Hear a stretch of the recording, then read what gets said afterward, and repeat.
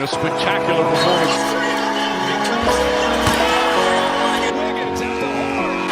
Curry from half court. Sometimes, something looks like it's been there a while. We are here, the 3 Points Podcast, coming at you guys after a little 2-game week because of the NBA Cup. The Warriors only played 2 games this week. They were both against the Suns. A little bit unusual. They split them. They went 1-1. All things considered, I think you could say it was a decent result for the Warriors.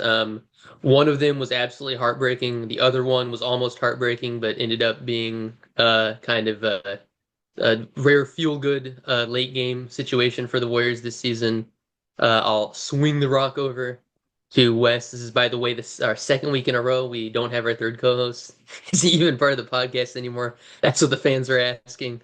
In fact, I'm hearing some of them say, I mean, I don't know, I have channels. Some of them are saying maybe it's better off this way. But anyways, I'll swing the rock over to my co-host Wes, and he can talk about these games. Yeah, I guess we can start off with the part one of the Warriors Suns baseball series where we, like Tom said, is a heartbreaking loss, but there are some things to go over. So I would say it kind of starts off with Pods and Jimmy kind of carrying the offense. Steph had a kind of a shooting slump of a game. Obviously, he kind of made it up this game. He was able to close it out in this most recent game, but the offense was really kind of carried by Jimmy, and Pods had an incredible game, which is kind of like I feel like whenever he has a game like that, it's kind of alarming because it's like, dang, Pods their offense, like we're kind of on the rails right now. We're kind of like on the edge of a fence right now. Like we could just fall off really easily. So because he's not a sure thing at all. So Yeah. that's kind of uh like it didn't really feel like we earned the win. Like even though we should have walked away with it, but ultimately it's not like we really kind of gave our best foot forward.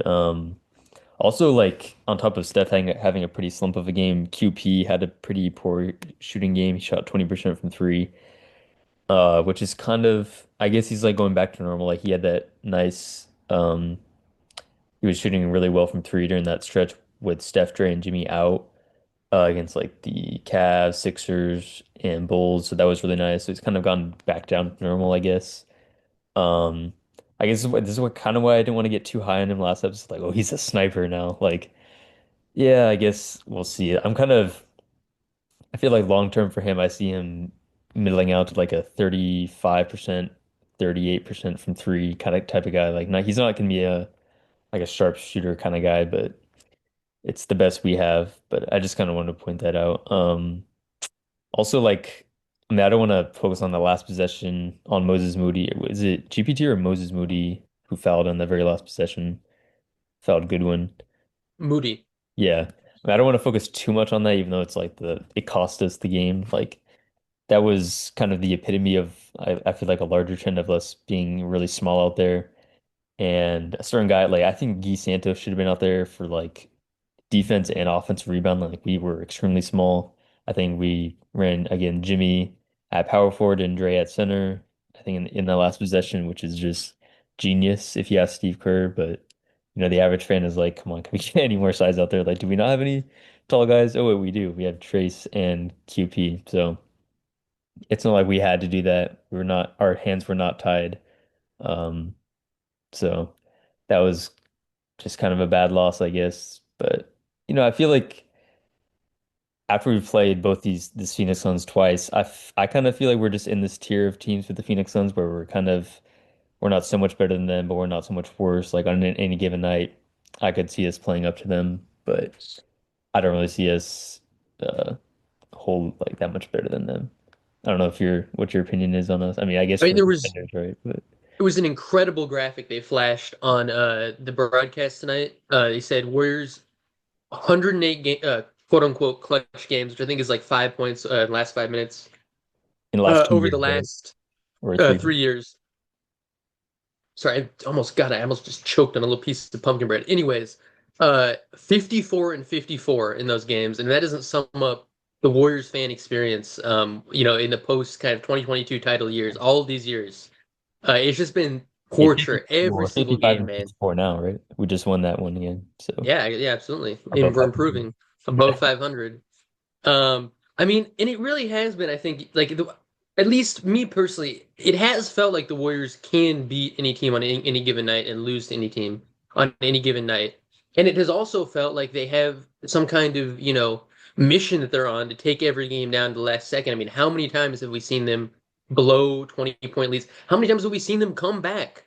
That's been I guess something that I maybe goes under the radar. A lot of times the Warriors are down, 15 to 20 points at some point in the second half, and they come back and make it a clutch game. I mean, that And Sixers game, we were yeah, down. exactly. But the incredible thing is, often you think, well, I mean, oh my God, they have momentum. They'd win. No, they'd lose those games as much as they lose the games that they blew big leads in. Um, and I don't know. I think to some degree it speaks to the fact that you have Steph Curry, who's able to be kind of a one-man offense in, late games and keep the Warriors in it. I think it speaks to the fact that they're old and it's really hard for them to keep their foot on the gas for all 48 minutes. And I think it also speaks to the fact that maybe the coaching doesn't have for whatever reason, Steve Kerr and his coaching staff don't have a good formula to close out these games. And I think it's a combination of all three of those factors. And I think tonight's game really kind of illustrated that because functionally it wasn't any different from the other game against the Suns. Close game, coming down to the wire, same lineups out there. The only real difference was that Steph was on a heater towards the last 5 minutes. On I think it was Thursday night or Friday night was the last game. Um, Thursday. Yeah. yeah, Thursday. He was ice cold, and the Warriors' offense crumbled down the stretch. And today he was red hot. He hit contested like step back two, hit an insanely contested catch Like and shoot 40 three foot. from like 28 feet. Yeah. Yeah. Blew by his man for an easy layup, hit a few free throws down the stretch. Like that was really the entire difference, I think. There was nothing that you could point to and be like, oh well, this looked really good. You know, there was some kind of like there's some kind of schematic change that was made, down the stretch, and we should have played it the last game, but we didn't. No, it just Steph got hot, Yeah. and kind of feels like a lot of times Warriors games have essentially been like a big roulette wheel about whether or not Steph's going to get hot down the stretch, and it's 2025. We traded for Jimmy, and that still kind of feels like the situation, which is a little bit frustrating. Yeah. I mean, I feel like tying into that, like you talked about the offensive end, like our offensive formula, how it kind of fluctuates based on like is Steph having a heater towards the end or not. I feel like defensively, we're kind of just we don't really have like a decent formula, like where they kind of get lucky, like the guy just like misses a shot, but we don't really have any like lockdown defenders. Like that's kind of, we say that every episode, but like especially in the clutch, it's even more apparent that we kind of, there's not like a guarantee that we're going to get a stop. Like we don't have a decent formula to get a stop. Like today, like or last game against the like Devin Booker's shot to win the game, it was, oh no, we lost in free throws, but Devin Booker's like the second to last shot, I guess, to win the game was just like he kind of just got comfortable against Jimmy and just shot the shot over him. Like we don't really have any guys to make guys like Devin Booker uncomfortable. I'm not sure if there are those guys. I mean, there are those guys around the league. We just don't have them, I guess. And then Yeah. even like this game, like Gillespie, this was kind of just like a mental lapse. He had a wide open three to nearly give them the lead. He just kind of luckily missed it. Like he had a cold night, so I guess maybe you could say they were scheming around leaving him wide open, although I don't know why you're doing that in the clutch. Like I would not plan for that. You have time to set your defense. And then he made like a miraculous three, like moving out of bounds. So that kind of counteracted the missed wide open one. But I just feel like in the clutch, like our defense is just pretty poor. So which is kind of unfortunate. Like I wish you obviously like some guys hit tough shots sometimes and that happens, but I just wish we had like a reliant formula to go to in the clutch. Like, okay, now we got our depth lineup to an extent. And it's maybe Steph is the only weakness, but no, we have like four weaknesses usually out there and or maybe Yeah. five. So that's I just kind of mean, disappointing, but yeah. that's the thing that I noticed, like that the first game that we lost, we really got bailed out. We gave them probably 4 or 5 open threes in the span of like 2 or 3 minutes down the stretch, and they missed like I want to say like 5 out of 6 of them or something like that. Um, and then eventually, I think Devin Booker got hot and basically took over that game. Actually, another kind of thing to build off the point you were making, watching the Suns, it kind of feels like they're in somewhat of a similar situation that we are, where like if Devin Booker is not making something happen, nobody's making something happen. Um, And like you pointed out, the first game they played, he just got absolutely like he was like I would say he was hot and cold for most of the game, but He he was was on a pretty heater. cold for most of it, I thought, and Yeah, then pretty he kind of cold. heated up. Um, yeah, but he really got in a heater to end it. We were switching. I think we tried. Jimmy was the last possession, and he hit a shot over him. We tried pods. We tried. So like Was it GBQ or Melton. GBT? Made GBT Terminal. We tried basically everybody that we had out there. Nobody could really contain him. Which I mean, again, like that shouldn't be surprising based on what we've seen. But it probably just it comes back to what we've been talking about for a while, which is like, hey, this is not a championship roster. This is probably a 7 or 8 seed roster at best. Hit snooze and take me to the trade deadline if we're going to Yeah. talk about any type of contention. Nights like this, I will say, it's positive just from I guess, like I don't know, a morale standpoint. This team can still win games. The Suns are not a horrible team. They did just beat us. We easily could have blown this one too. It looked like we were going to at multiple Yeah, points, definitely. and we didn't because Steph is still Steph. So get him some help. That's really all that you can say at this point about this Warriors team. I mean, it's been the same story Yeah. for a while now. Yeah. I guess we don't have to look too far into the schedule. Like there's the Magic, we're facing the Magic on Monday and the Mavs on Christmas. I don't know, did you want to like this is kind of off Warriors topic. Did you want to talk about the video you sent about like just general trends of like offensive Oh fouls? Jesus Christ! Yeah, why not? Playing basketball. If you're a younger NBA fan who like watches YouTube and stuff, you probably know the thing basketball is. He's gotten pretty big. He does, very nerdy whatever analysis of basketball. Uploaded what probably there's a lot of videos I've sent in our group chat over the years being like, "Oh my God, guys, this is such a great video." This is probably my favorite video that he's ever done. I think anybody who is an intelligent, a conscious, a conscientious, even I would say NBA fan, somebody who cares about the integrity of the game, has been complaining about these very issues for years now. He highlighted, I want to say, three main things. One, traveling because of the gather step has become essentially impossible to call. It's impossible for refs to determine whether or not a given play is a gather step or an actual travel, and so they're erring on the side of caution and not calling them. And basically, every halfway decent player is now getting away with moves, quote unquote, that are I mean, essentially Grayson just Allen's travels. move is Oh my yeah. God, yeah, it was that one Yeah. went very viral. I mean, it's one of those things because like you could technically make a case like, well, if you count the first the first big jump, if you count that entirely as the gather, then technically, sure, maybe he dragged his foot. But if he didn't drag his foot, maybe it's not a travel. And that to me is kind of a problem because if you can make a reasonable case that, well, if his foot just didn't drag there, it's a travel. And on a play like that, which is so visually, I think, just like insulting to me as a basketball fan, there's something wrong there. Second thing he highlighted, the fucking NFL style I don't even know what you call them. Lowering the shoulder charges essentially becoming a go-to move for a lot of guys. I mean, Dylan Brooks That's something I tonight. swear I've been talking about. That I hope Wes you can vouch for me.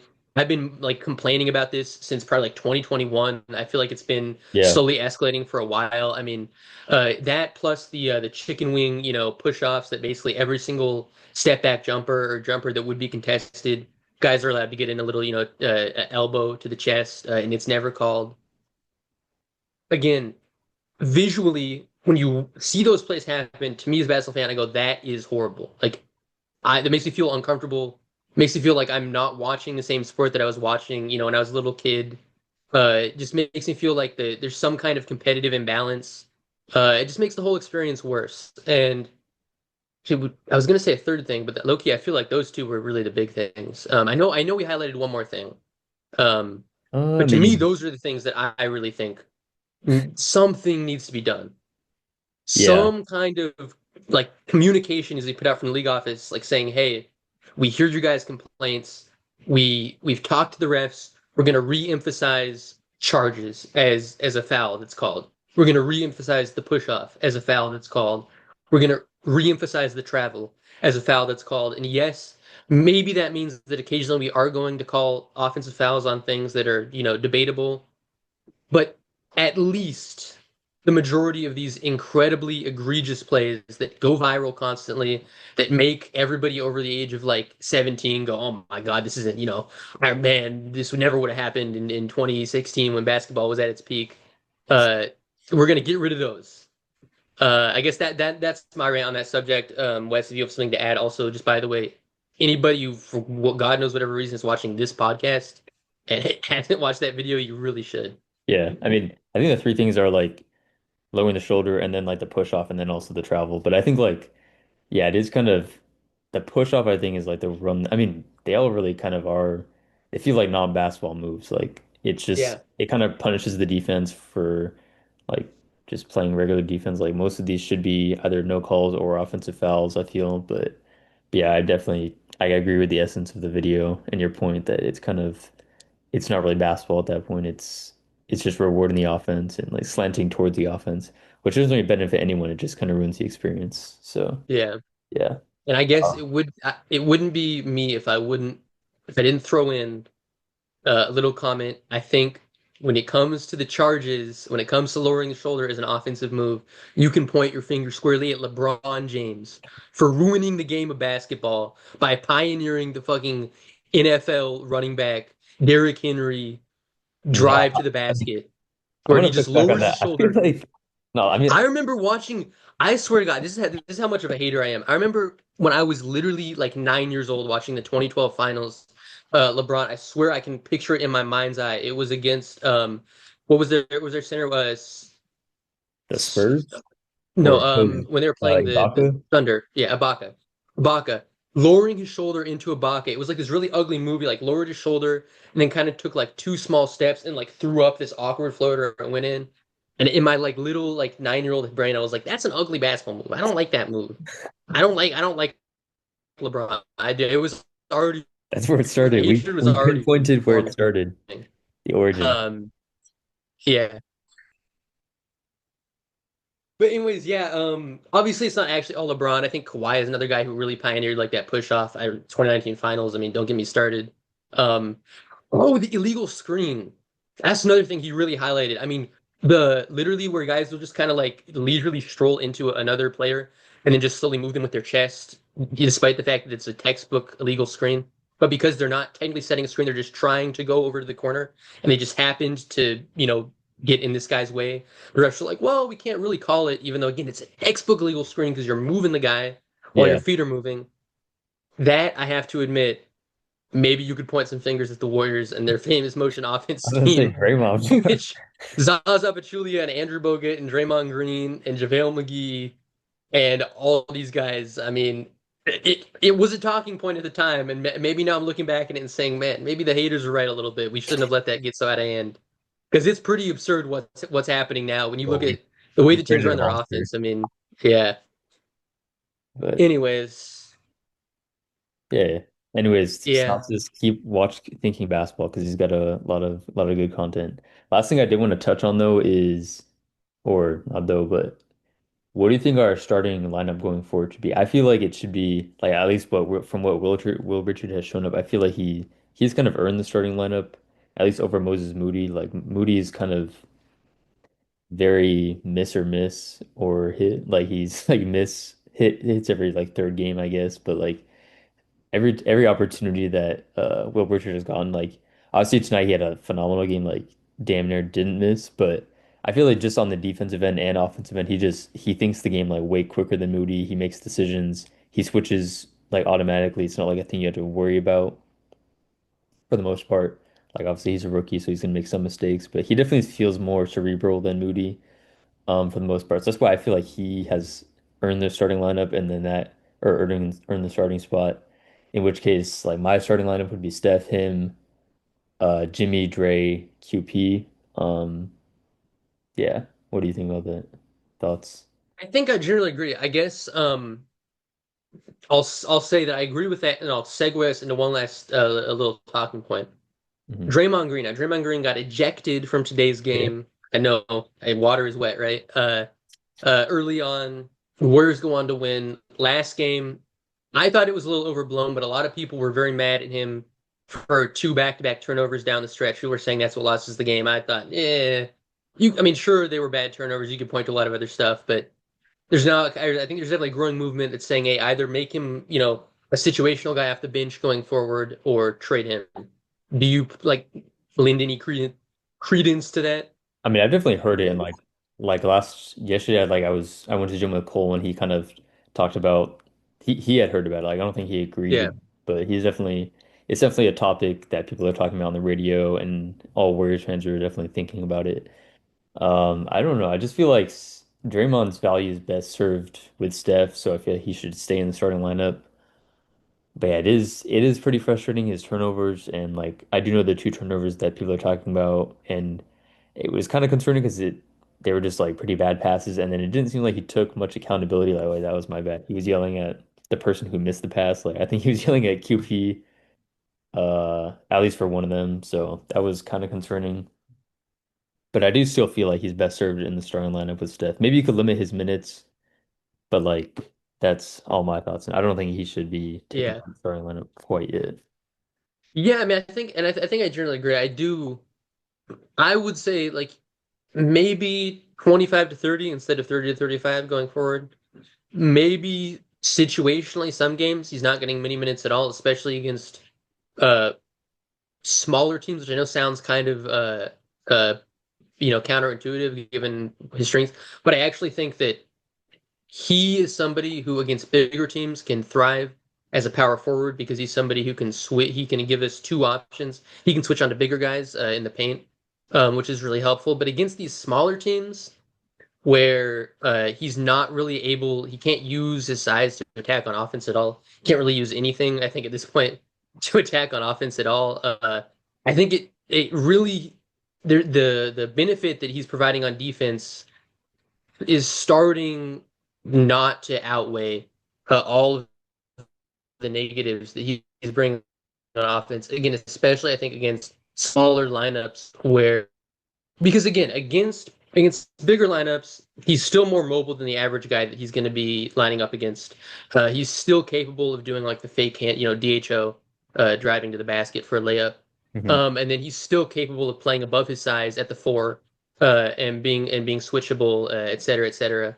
I mean, I guess when you think about, I'm trying to think of. I mean, again, I guess the Suns, like perfect example. Like they're not playing Mark Williams down the stretch. They're playing Oso Digahoro at five, who's like 6'8", very mobile. Like Draymond on offense is essentially Oso Adigahoro, who can't shoot and is like basically purely a lob threat, but he's not a lob threat. And on defense, I mean, if he's just stuck on Oso Adigahoro in the corner, yes, obviously there is still all the stuff he keeps providing with rotations, et cetera, et cetera. But I don't know. Is he really? I'm definitely rambling here, but I'm trying to like collect my own thoughts. Yeah, I mean, Is he really have I seen in the last month, have I seen Draymond make a defensive play where I'm like, oh my God, that's why we keep him out there on the court. nah, I don't really think so. I mean, on top of like him not really wowing me, definitely offensively, but also defensively, like he definitely provides. Obviously, he's a great defender, but I feel like he hasn't wowed me lately. But I feel like on top of his playing not being that good, there's also like we have pretty good options, I think, to supplement somewhat like Gee, and I think Gee's a better offensive rebounder, which is something we struggle with. Like against the Suns on Thursday, our offensive rebounding rate was like 10% below theirs. That's like one stat when I was like reviewing the box score is like that was one of the biggest discrepancies is our offensive rebound rate. I think we were better about it tonight, but I think that's also because we played Gee. Like he grabbed like two to three offensive rebounds for us. So I think he can kind of supplement some of the value that you get with Draymond. Obviously not as a defensive coordinator on the floor, but as a offensive rebounder, pretty good on-ball defender, provides much more three-point shooting and just like offensive value as a whole. So I think there are options to go to if you do want to limit his minutes, like 10 minutes less than he's getting played right now. So I think that's also something to note. Yeah. But I don't know, it's the fit is just starting to feel a little bit awkward. I mean, him and Jimmy, him and Jimmy and Kaminga, I always thought was going to be an awkward fit. I thought him and Jimmy would be fine because they're both high IQ players. Like they can cut into space. And the lack of spacing, especially when you have, a Horford or a post play alongside them, wouldn't hurt so much. But the eye test just isn't bearing that out. The eye Yeah. test is suggesting something else, which is that they can't really share the court together and be as effective as they would be without the other one out there. And that's unfortunate, but and I don't think that the front office would ever trade him unless Steph explicitly said, "Please trade him," which Steph won't say. So I think that the trade talk is mostly just fan fiction by Warriors fans, but maybe a smaller role. Yeah. I That's think that's that a that's where real I'm at. I possibility. would if it was pitched to me, if I was in a boardroom and the idea was pitched to me, I'd say, you know what, give it a shot. Yeah. Let's see how it goes. Yeah. But I don't know. Maybe Steve Kerr is not not anywhere near that. You know, who knows? I mean, he was willing to defend Draymond today when he got Yeah, his injury. exactly. So, yeah. Yeah, But yeah, that's good conversation. I guess we can look forward to the looks like there will just be two games between now and the next time we record, which is Magic and Mavs. How do you think we go 2-0 or what do you think? I mean, it's the Warriors. How are the Of Mavs course, they're even going 2-0. Mavericks? See if because I thought they had kind of turned around since they Magic coming off of two tough losses to the Knicks and Nuggets, obviously both very good teams, going into overtime right now against the Utah Jazz, who are kind of looking feisty, better than they kind of been the story every year for them now. And then they start tanking, and it's like, oh my God, they're 10-70 at the end of the season. I mean, the But Jazz beat the Mavs. The Mavs beat the Pistons. They got some. I think these are yeah, two like underrated teams. Like they're obviously their records don't really indicate maybe how good they are. So I guess I'm still gonna go 2-0, but it's gonna be a tougher 2-0 than you would think based on the standings. Oh, you think 2-0 as well? of course, yeah, of course, two and They zero. Yeah, I mean, I'm trying to think of anything substantive to say. Uh, I'm not really coming up with anything. I'm excited to see Cooper Flag play against the Warriors. He looks great. yeah. Magic, I think, are always been a very boring team to talk about for whatever reason. I don't know. I never had much to say about them, so we'll Well, see how it I goes. think Franz is also not playing because I heard them in the broadcast. Like we're going to see Paolo on Monday, and they didn't say Franz. I'm assuming Franz is like injured or something. They Uh, just, I think they just think that Paolo is the face of the Magic, in which case they're wrong. yeah, Franz Franz Wagner is out, and Jalen Suggs. so that becomes a pretty winnable game and a game Yeah. that Lord knows will probably come down to the wire. Right?